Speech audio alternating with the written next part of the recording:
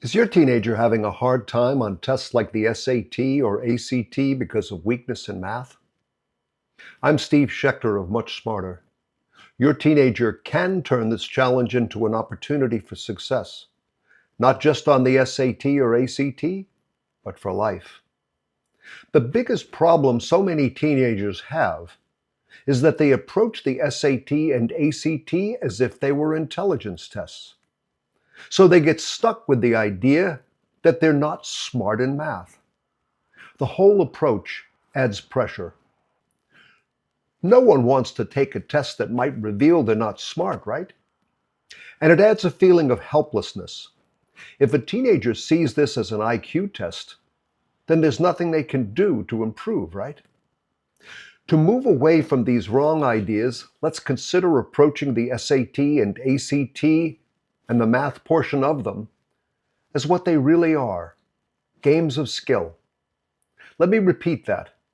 The best way to approach the SAT and ACT is to see them for what they really are, games of skill. Then, for the teenager, it's no longer about how smart they are, is it? It's just about learning to play the game. And a game is something they can relate to. Many students already have a game they play actively. Some play sports like football, tennis, golf, or gymnastics. Some do dance or martial arts. Some play music or performing arts. They may already be successful in one of these games. Each game they play has certain fundamentals to learn, certain keys to success. And so does the SAT or ACT. The SAT or ACT, like any other game of skill, can be broken down into fundamentals and mastered with consistent practice over a period of time.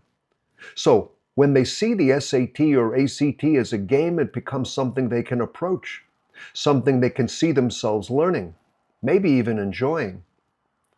So now that we understand the true nature of the challenge, here's what you might say to your teenager. First, embrace SAT or ACT math as a game of skill. Second, let go of the idea that this is about how smart you are or how talented you are in math. It's just about learning how to play your game.